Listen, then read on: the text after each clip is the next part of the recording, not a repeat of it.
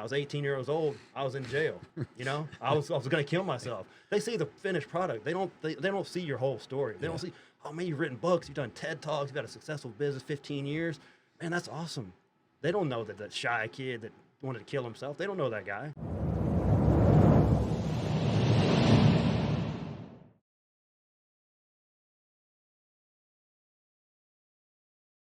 The world briefly. Yeah. And now you're back here helping people. And the football coach, Relentless Positivity Fitness, do you want me to say, because I don't remember the name of your church, but I can say you're doing it at your church and you just kind of tell us if we go there. So I'll just say a quick prayer. We'll rock and roll. Ready? Are we recording? We are? Okay. I didn't want to put that in the screen. You're right. We do hide stuff. All right. Welcome back to Podcast on Wheels. I'm Brian Smith, and today we have lined up a special treat for you. We've got a local guy here in studio, Mr. Joe Martin. He's got Relentless Positivity Fitness, where he's helping a lot of females in the area. He's also got some mentorship programs. The guy's been a football coach. He's raised a son that's playing at elite level basketball. He's been there, done that. He's back in the Huntsville area helping small businesses, growing the network, and doing things that aligns with the way we do things. Joe, welcome to the studio. Oh, man, thank you so much for having me. This is awesome. I hate y'all can't see the full deal in here. And I'm going to give you all a secret that you don't know about this podcast. This dude's got podcast shoes on, son. I mean, head to toe, he is rocking the logo. Thanks so much for having me, man. Joe, thank you, brother. And here's the one thing that a lot of times when we come in here and record a show, we'll chat for a little bit, kind of get things going. And as we were talking today, I kind of held something because I wanted to hit you here. When we talked on the phone, you got instant respect from me in the way that you communicated, the way you just delivered your message. Because, a lot of times I get in the way of hey, and you get to things, but you were on point. And your mission is very understandable. And that's a lot of things that entrepreneurs and business owners, they say, what are you doing? They're like, I don't know. And that's the truth a lot of times. But in a 15-minute conversation, I learned that you've written some books. You've trained some people. You're a family man. You believe in God. So I wanted to get you on the show just to introduce you. You've got a podcast. You've had another podcast. You've done some things. So, Joe, take us back in your story and just kind of let people know who you are. Sure, man. Yeah, like I said, I'm a native Huntsvillian. I've lived other places, but this is home. So those are pretty rare nowadays. So I went to Mount Gap, and then I went to Challenger. That's how old I am, folks. They opened Challenger Middle School my 7th grade year. My mullet was there. So, and then I went to Grissom High School. So my story kind of started in Grissom High School. I was a football player. I played basketball. I was on the team. Played for Ronnie Stapler, famous coach, if you guys know him. I say play. I practiced. I didn't get to play. I was telling you guys before we came on. I played 13 seconds one game. We were up 40. I was like, how much could I have hurt the team with 40 points? But I played. I fouled out in 2 minutes. So I was like, maybe I should stick with this football stuff. So I went all in on football and the weight room. That was in. I was in on the weight room, but the training table is where I went south. So I was trying to get bigger. I was a tight end, but I couldn't catch. So you automatically become a lineman. So I kept getting bigger and bigger because, you're blocking the bigger guys. So that was my thing. And then I ended up getting hurt, ended up going to jail, ended up going all these things. And I'm kind of fast forward a little bit. My grandma dies. My girlfriend breaks up with me. And my mom's taking me probation. I'm on probation. And she dropped me. I know the spot is 333 Franklin, downtown Huntsville. I can picture it right now. That was a spot, man. That's where I got my mom to drop me off because you don't want your mom dropping you right in front of the courthouse to go see your probation officer. At least a block away.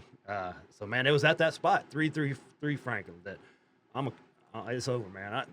I've let it my parents down, my family, my friends, my teachers, my coaches. They don't need me here anymore.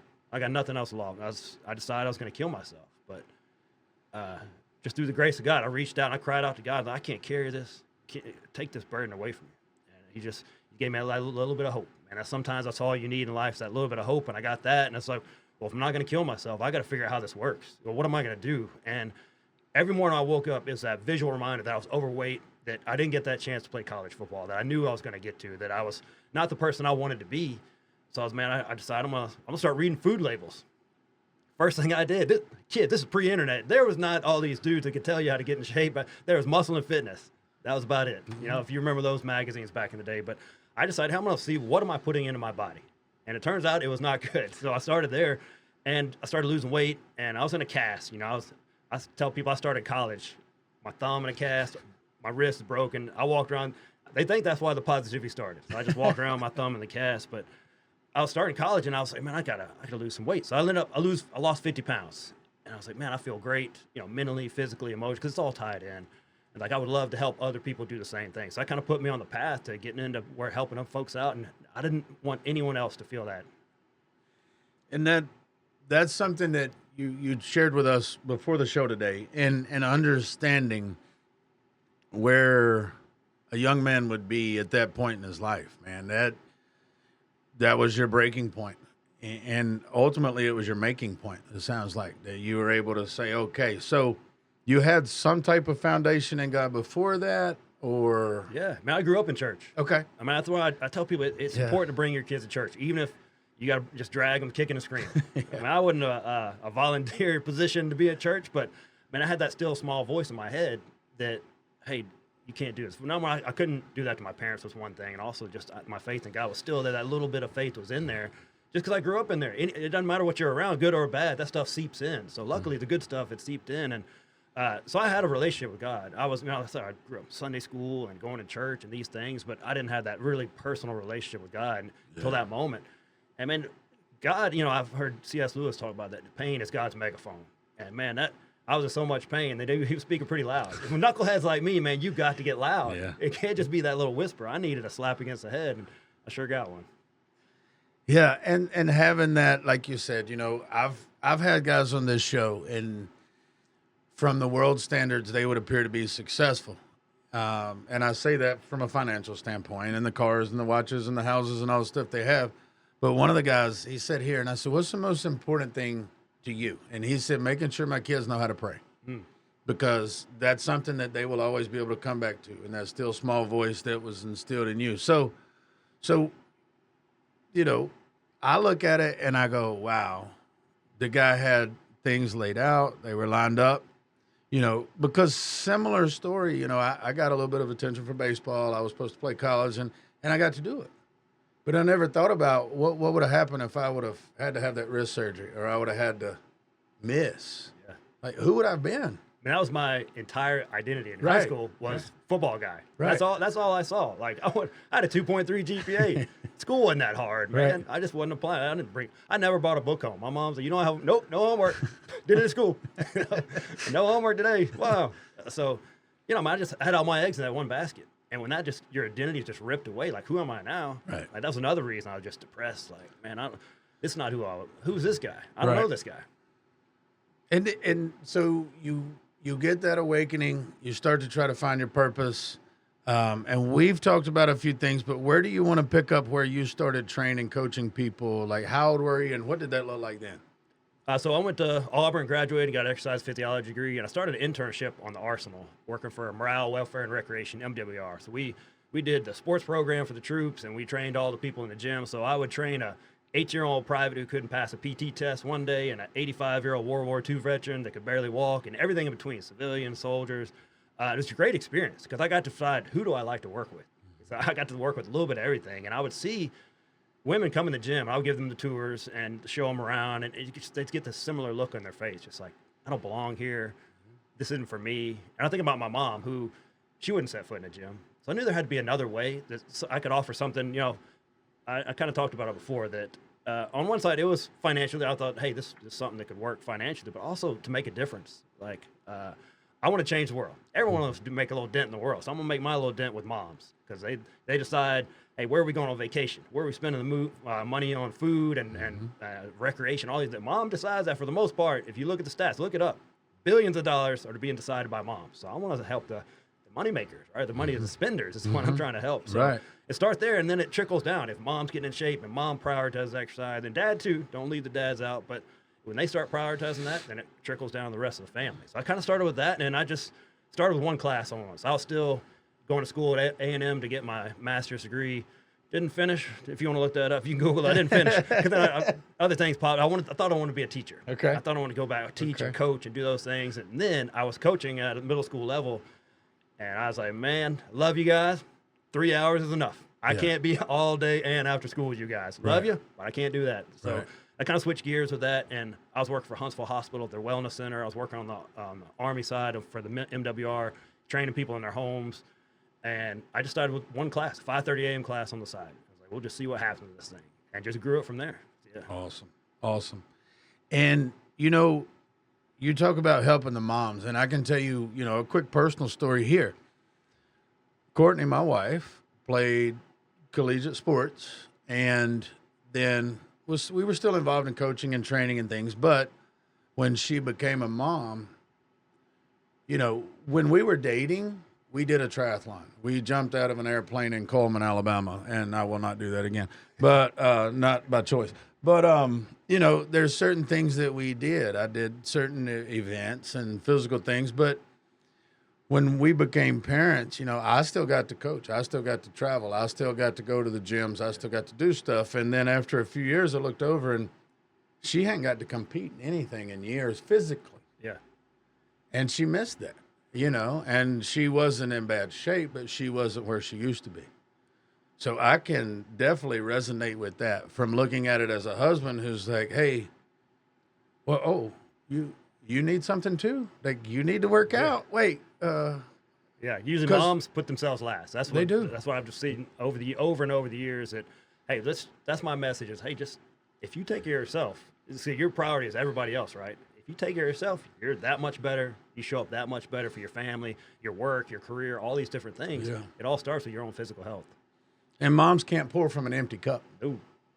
I'm sure they've tried. If you're a mom out there, I'm sure you have tried because you guys do so much. I saw it, my own mom do it. My wife does it as well. It's just natural from caregivers, Yeah. but hey, got to have priorities, right? Right. So when you look at, give us an example, because obviously I'm not welcome there, but give us an example of what that looks like when you get the ladies together and you said sometimes outdoors, sometimes at the church, different gyms and different things. So give us an example. So my whole thing is when I design a workout, there's three things I'm looking at. I want it to be fun, safe, and effective.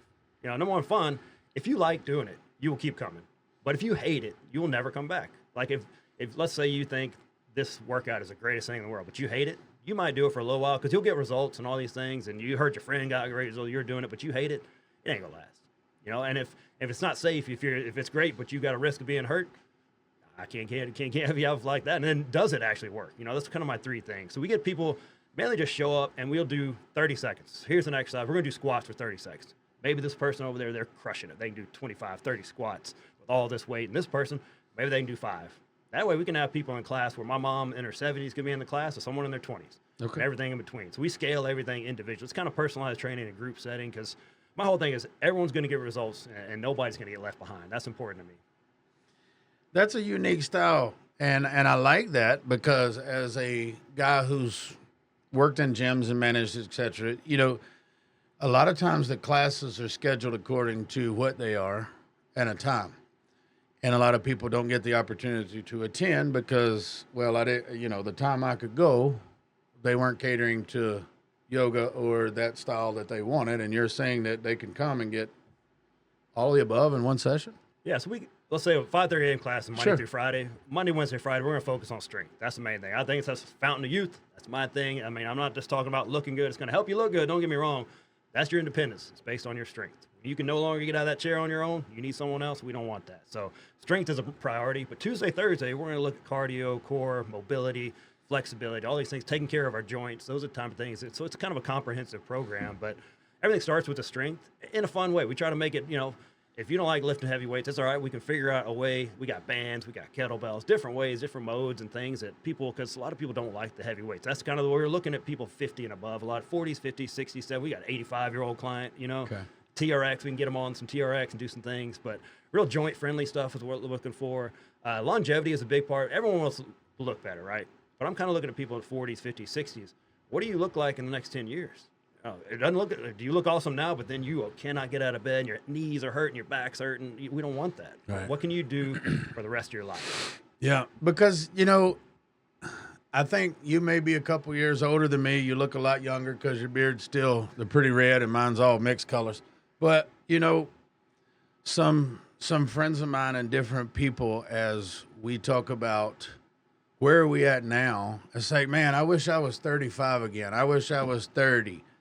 But we don't look at, well, I'm 45 right now. And what am I going to think when I'm 50 and 55? This is the best time of my life right now. Yeah. Because this is the only time I got, right? Yeah, this is my moment. So if you have a plan and something that I could step in and go, I don't mind telling you, the last couple weeks, just because I've challenged a friend of mine, Aaron Hines, to have a six-pack. He was an offensive lineman in college. He's at his body fat's higher than what he wants. And I'm like, hey, here's a challenge. Well, what did that do for me? Now I'm starting to look at what I mean. I'm starting to look and pay a little bit more attention to how I'm working out. So over the last few weeks, we increased the intensity of my workouts. Well, guess what happened last night when I tried to get out of the floor after wrestling with the boys?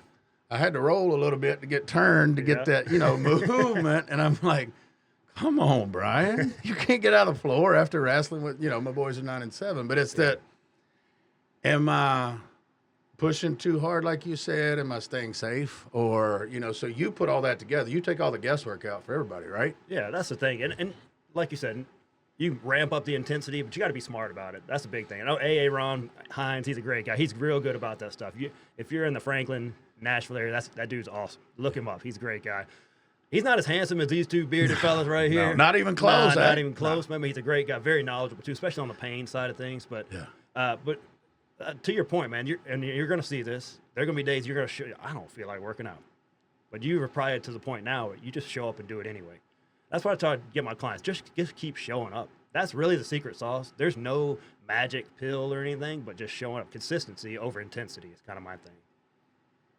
I love that. Consistency over intensity. Make sure that's a clip on the social media from this podcast, baby. So here's something that, we can talk in the moms, but there's some things that are on your heart that are your mission. And you told me some stats about some kids earlier that kind of, I say, pierced your heart, made you say somebody's got to do something. So share that story with us and what you developed there. Yeah, man. So I got the opportunity to go preach at a church, and I'm not a preacher. But, man, God works in mysterious ways. So I never thought in a million years I'd be preaching, especially that dude that was on probation going to jail. Hey, man, don't give up on kids. That's my message to a lot of people. That guy his future did not look bright. So anyway, I was doing a little research, getting ready for this sermon, and I came across a stat that the number one leading cause for 13 to 14-year-old deaths and 13 to 14-year-olds is suicide. The second leading cause for 10 to 14-year-olds is suicide.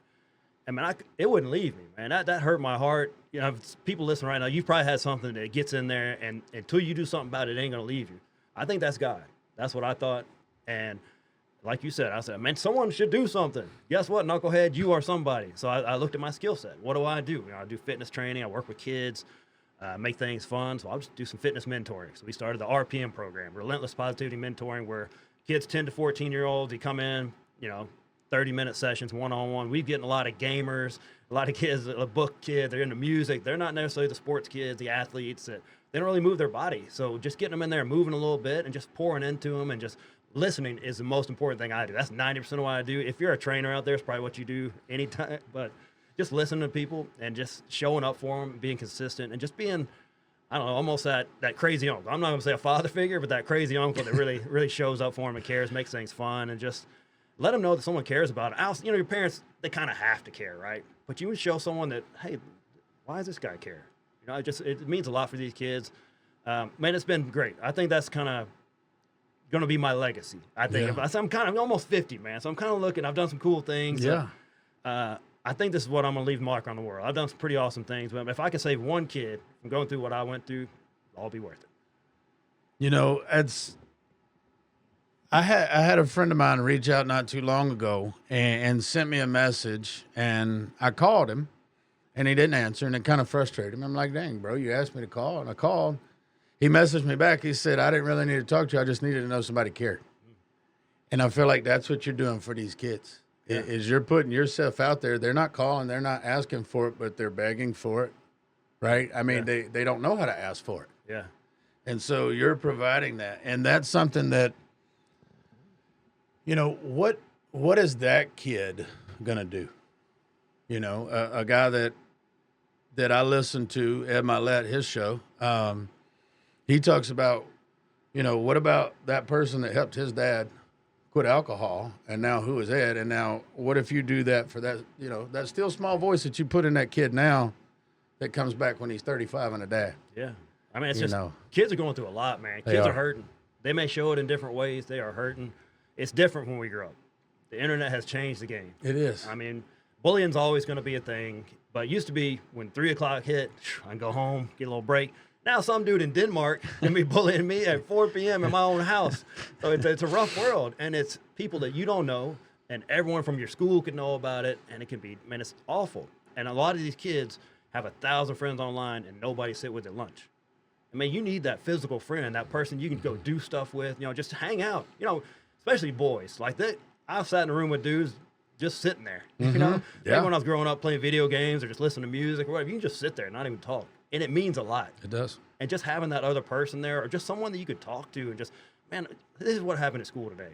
A lot of them don't feel comfortable telling their parents about it, especially when they've been bullied. They don't want to talk about that. They don't want to relive that, but they kind of feel more comfortable with me. I mean, it's judgment free, man. They look at me, come in there in my gym. I got my gym, my personal gym. I got holes all on the wall.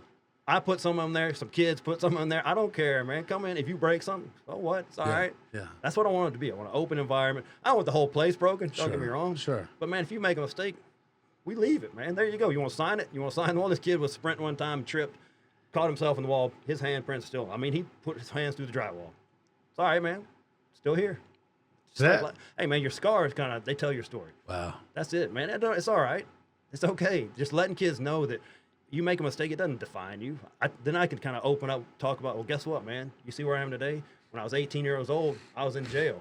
You know, I was going to kill myself. They see the finished product. They don't see your whole story. They don't see, oh man, you've written books, you've done TED Talks, you've got a successful business, 15 years. Man, that's awesome. They don't know that shy kid that wanted to kill himself. They don't know that guy. So if I can kind of share, and they're like, they're speechless half the time. You see a grown up, you know, when you're a kid, you thought grown-ups had it all together. Yeah. We're all just, man, I heard Amanda Howard talk about it, how they're just ducks. Like, underneath the surface, man, we are just kicking and kicking and kicking. On the surface, we look like we know what we got. None of us know. Right. I'm still growing up, man. Yeah. I'll be 48 in a couple months. Yeah. I'm still figuring it out. And it's okay if you're a kid and you don't know what's going on. You're not supposed to. It's okay. Just that message is, hey, man, it's okay. And you're going to be all right.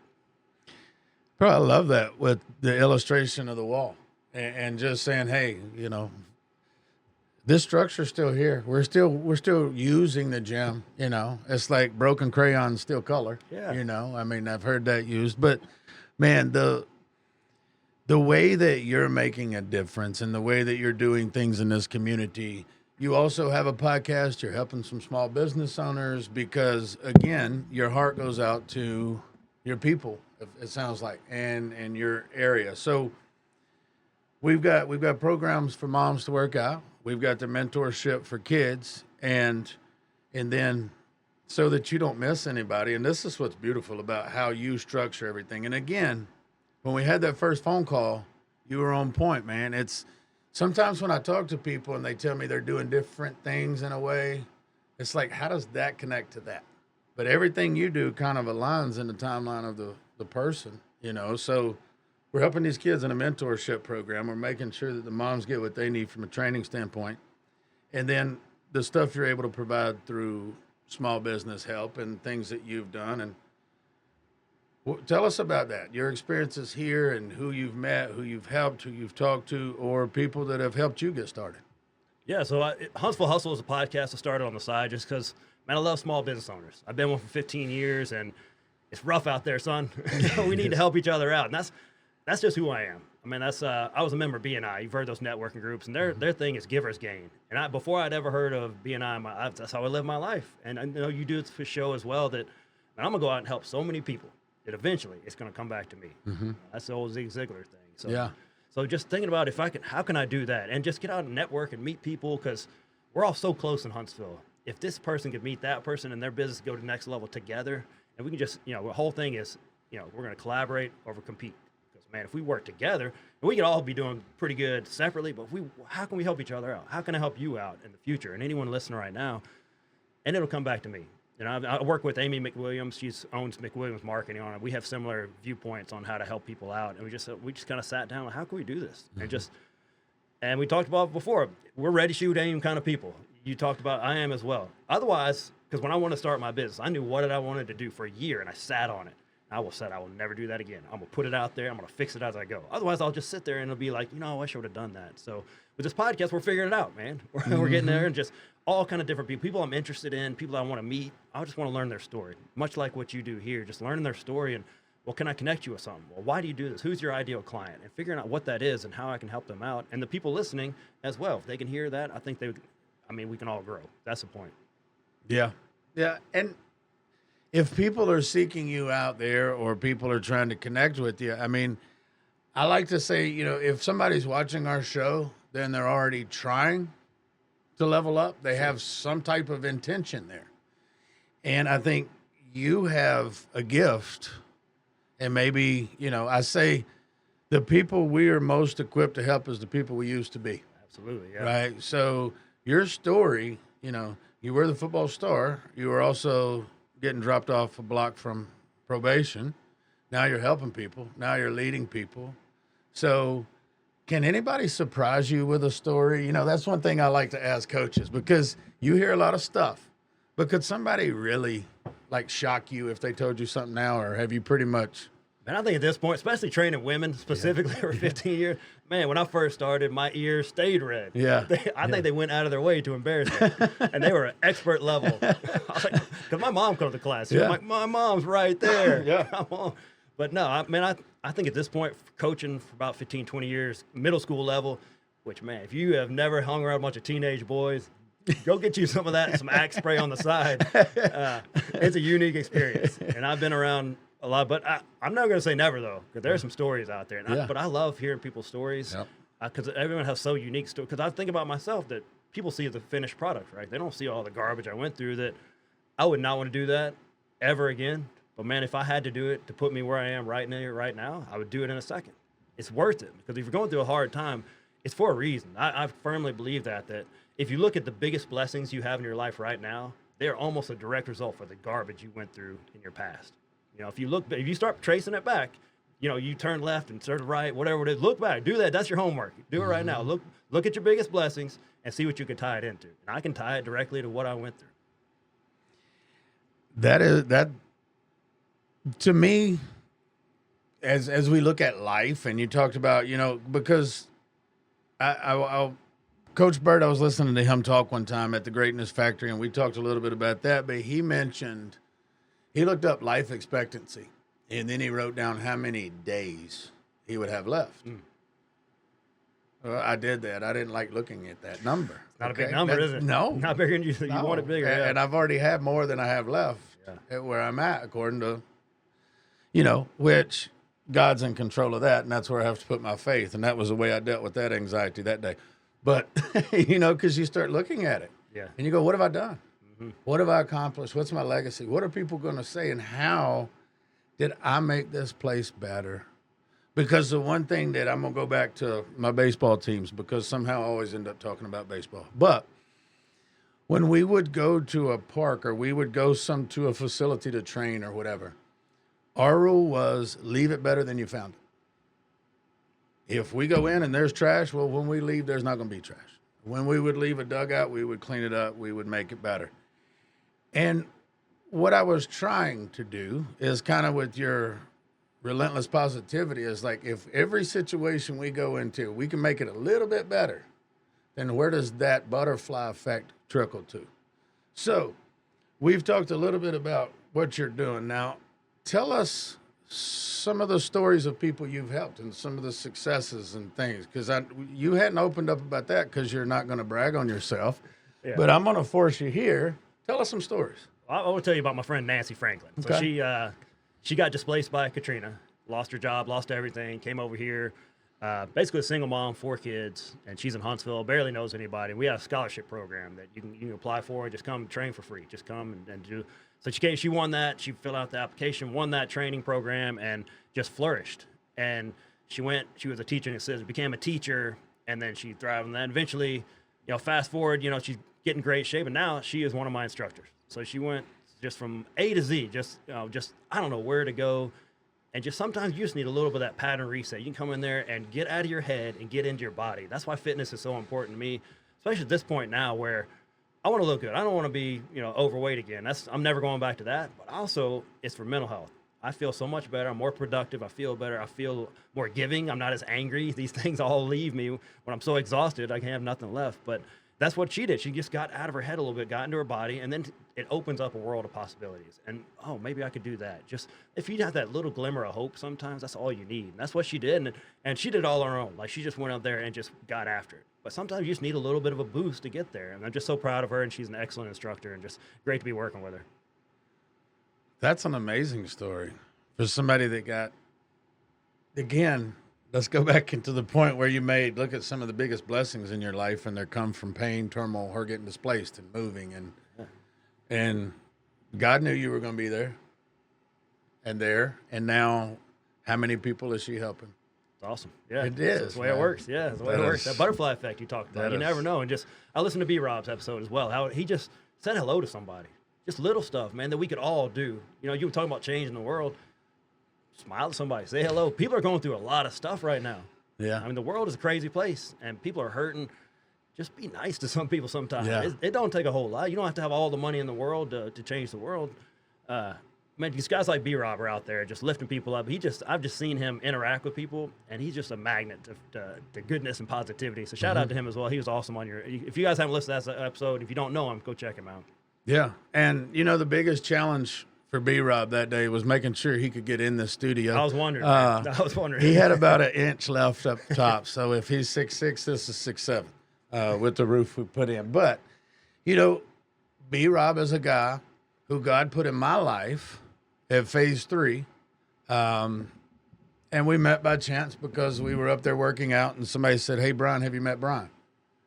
And I'm like, "No, you my brother." And he started laughing, and he said, "Well, are you a Christian?" I said, "Yeah." He said, "Well, yeah, I'm your brother." So that's kind of how the conversation started. Yeah. And since knowing him, I told him, I said, every time I get around you, I'm trying to be a sponge. I'm trying to absorb from you. And then I also have realized, I'll reach out to him and just check in on him and express, something that I don't like to say it this way, but I do, and I still do, because hopefully it'll get some attention. I'm a pretty good thief, and I steal from everybody, all right? But a gratitude text that I'll send out sporadically. I used to try to send out 3 a day, and then it needed to be more felt. Yeah. Okay? But to send that out to somebody, like a B-Rob, and then hear how they say, "Thanks, but it's not me, it's God." And he doesn't change. And I sense that with you, Joe. It's like, you've already done all the dumb stuff. God saved you from that. Now it's just the discipline, like you said, of showing up and being there. Yeah, I'll show up for my workouts. I feel like working out maybe once a week. I work out every day. I'm going to do something every day. And people talk about, "Oh, I killed this workout. I crushed it." I'm going to get in there and lightly slap a few. But I'm going to keep showing up. Yeah. I might kill one a week. I'm at that age. If I kill one a week, that's a pretty good week. But I will keep showing up. Like I said, slapped a few. Yeah, Sorry, that got me. I mean, that's what I do now. That workout barely knew I was there, but it happened. And I just keep it. It's the habit. You keep showing up. It is. Because otherwise, if I try to talk myself into the super intense one, I was like, "Ooh, that's going to hurt. I'm not going to do that." I won't do it. Yeah. But most times, that's telling my clients, just come in and do the warm-up. Can you do the warm-up? Can you show up and do the warm-up? And after that, guess what's probably going to happen? You're probably going to do the whole thing. But if not, you did the 5-minute warm-up and you got something in. Great. That's awesome, especially with my online clients that I don't have the hands-on experience with. They can just show up. Hey, can you do the warm-up? And if you did that, awesome. You can turn it off. If not, I think you'll find once you move your body, get that momentum going, the magic will happen. Tell me a little bit right here, because I've done a little bit of research on my own, and I found this to be true for myself. The better I eat, the more I work out, obviously the better I feel physically, but you touched on a little bit mentally. So I understand a little bit about gut health. I understand a little bit about training. I understand a little bit about that, but I know for sure when I'm not eating junk and I'm working out that mentally I'm better. I don't experience the anxiety. I don't experience the fog or the clouds or different things like that. Teach us about that? For me, man, from a mental health side, because I have some issues with that. Uh-huh. So I falling back into depression. I just tell people I'm not going to solve all your problems, but give yourself a fighting chance. Look at your, when you get to these episodes, look back, do a little forensic check. Yeah. How are you sleeping? Mm-hmm. How's your caffeine use? How's your alcohol use? Are you stressed? How's your work life? How's your home life? Are you exercising? Are you eating right? All these things are tied in together. And man, you'll be doing all these things and you'll think you're okay. And then all of a sudden you'll feel like a dark cloud's going. So I know if I don't exercise, that dark cloud gets in pretty quick. Mm-hmm. Like if I go about 3 or 4 days, that's who I am. It's all tied in together. Like I said, it's not going to be the be all end all for mental health. But give yourself the best fighting chance possible. Take care of yourself. Like I said, you counted those days. There ain't that many. If you do that math, there's not that many. You want to show up and be the best you as many of those days as possible. Why not? I mean, if you say you paid $500,000 for a car, you're probably going to baby that thing. You can give it the best gas. You're in this stays pristine. Do that with your body. That's the most important thing you have in your life. And some of us just feed it with garbage. Don't get me wrong. I love garbage. I was overweight, man. I used to eat 3 lunches a day. That's how I got there. My senior year, I ate it from my football coach. It was right before lunchtime.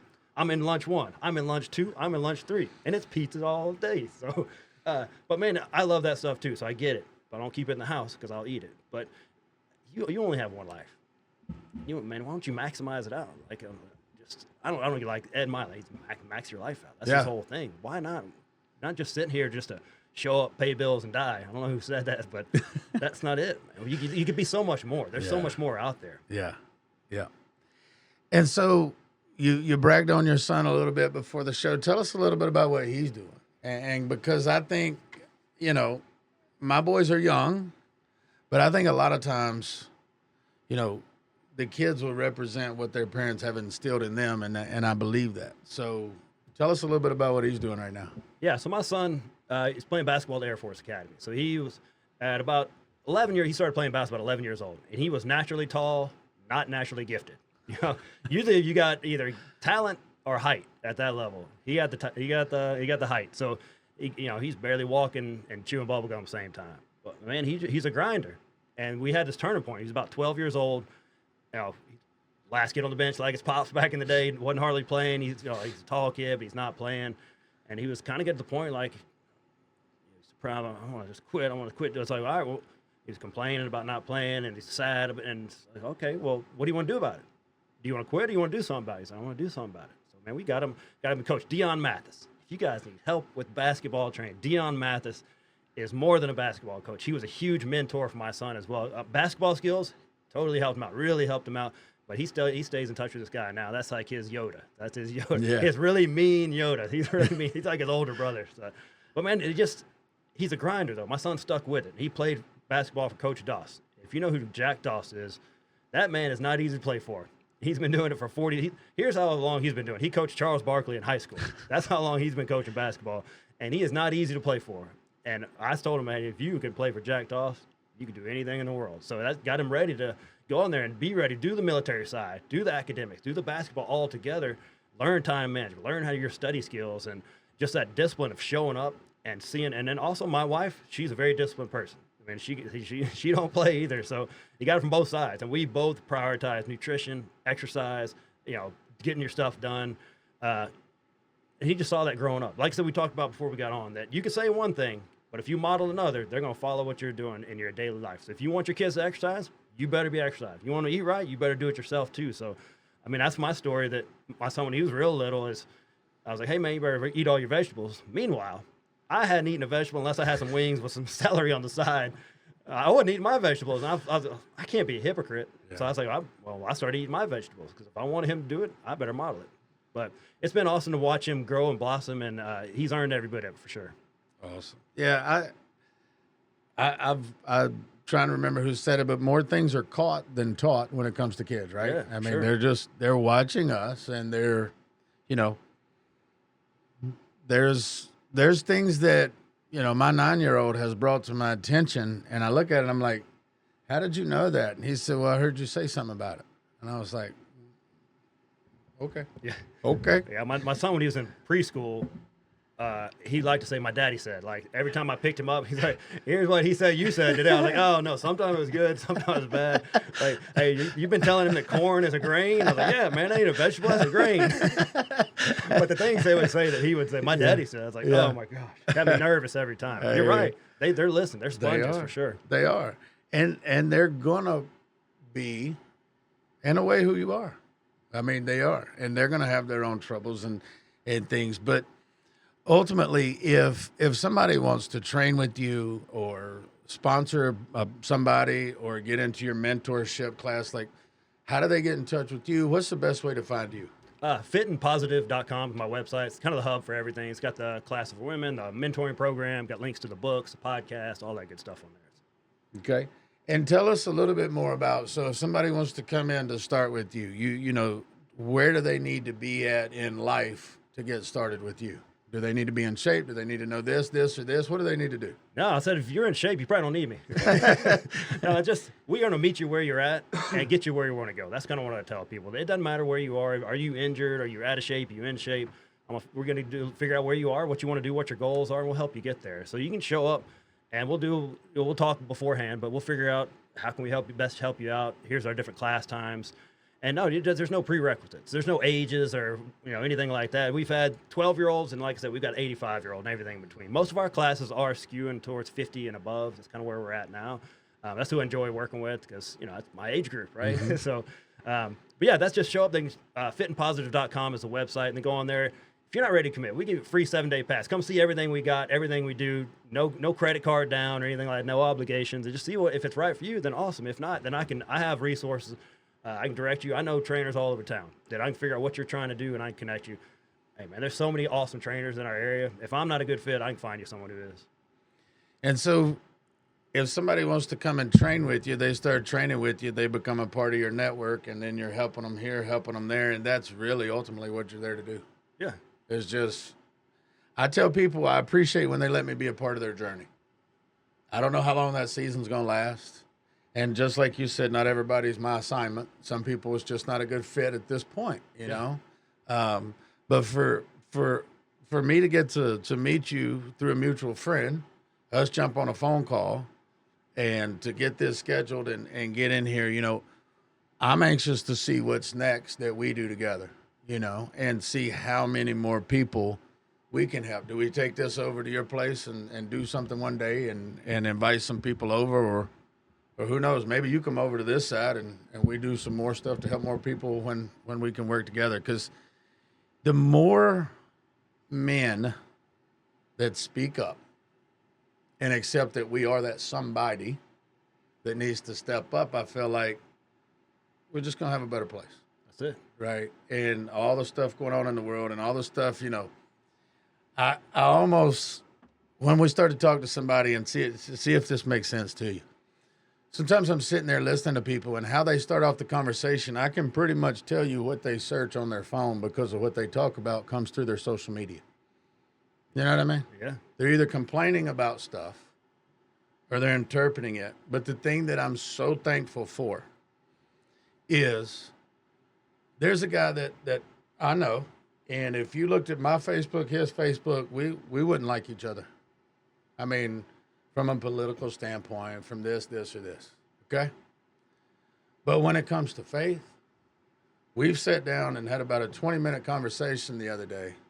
We didn't say one thing about who's this president, who was that president, who did this, who did that. Because that doesn't matter for God's kingdom. No. It doesn't matter. No.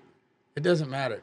And when I hear more guys like you, Joe, it's like, man, how do we get these guys in front of more people? How do we get them to help more people? Because that's the basis for what we're doing, right? Yeah, we're going to figure it out. We'll figure it out, man. But I have to be real because I don't have a good memory. So if I'm this person in one place and this person in another place, like, wait, who am I supposed to be here? I got to be real, man, because this is just who I am. And for better or worse, this is who I am. Like I said, I keep going back. I'm almost 50, man. I got to be who I'm going to be at this point. Yeah. I can't be a chameleon all over the place. So you're going to get what you get. I'm going to wear T-shirts. I'm wearing hats because I'm bald for the most part. Keep my hair out of the sun. I hear you. I'm going to do what I'm going to do. But I genuinely care about people. I really do. And I think if any success I've had, it gets right back to that. I want to see people win. Well, like I said, I love how you talked. Hey, we're here for a season. I have plenty of people come in. It'd be like a jump start, and they'll start here, and maybe they want to do Orange Theory or CrossFit, or they want to go try triathlon, whatever it is, man. But I was part of their journey. It's an honor to be there. I'm still connected with people 15 years ago. Took one class. But man, I keep up with them. I want to help. I want to be a resource however I can. Like I said, I don't know those kind of butterfly effects. You never know where it could go. But if you can just be part of their journey, it's such an honor. So I like the way you put that. Yeah. Well, you know, a lot of times to wrap up the show, I'll say, do you have anything you want to share or talk into the camera? But, bro, you about nailed that just with that statement right there. But, Joe, you know, I do want to give you a few minutes here. Just make sure people know how to get in touch with you, what you have, and so we can get your ministry out there. And that's how I feel about it now. In the beginning, when we first met, I'm like, all right, small business owner, podcast guy, he's an author, he's got his stuff together. You show up with that shirt on, we start talking, and it's like, cool. Yeah. That's Cool. funny you put it there, because I've considered my business my ministry. Like, you don't have to be a preacher to have a ministry, right? I've always considered, I don't get out there and read Bible verses in between squats. Man, I try to be a light. In the Bible, it talks about being a light to the world. I want to be that light up on that hill. Like, what's that guy got that's different? Why is he like this? How can he show up every day positive and energetic and loving on people? How can he be like that? It's God, man. Because it wasn't always like this. I've been the exact opposite, you know, where I could barely get out of bed. I'm full of energy now. Now I've been out of shape and overweight. I'm doing all right now. Yeah. You know, and I'm super shy, man. If you looked at me in high school, I would not speak in front of class. I would rather wrestle a grizzly bear, right? Now I go out and do TED Talks. I speak in front of people all the time. I'm not that great at it, but I'll do it. I'm ready to shoot aim on that too. So, man, God's just blessed me so much that I want to get the opportunity to do the same for other people. So that's my ministry. I can show up every day, and it's beyond fitness. It's beyond class. What's the other 23 hours you're doing in your life? How can I help there? You know, we're going to try to help fix your sleep, your nutrition, stress. Do you need to connect with that person? Like, I love connecting. Did you know your kids go to school together? And I've seen best friends made in class. It's just so rewarding to see that. So that's definitely my ministry, man. So that's cool you put it like that. I love it. I love it. Well, guys, I know that you've got something out of this show. And do Joe a favor, share this out. Make sure that people know he's here. Make sure that you know that he can help, whether it's a mentorship for the kids or the females, etc. So, Joe, thank you so much for being here today, man. It's been an honor. Awesome. Guys, thank you for watching Podcast on Wheels with your host, Brian Smith. Bro, that was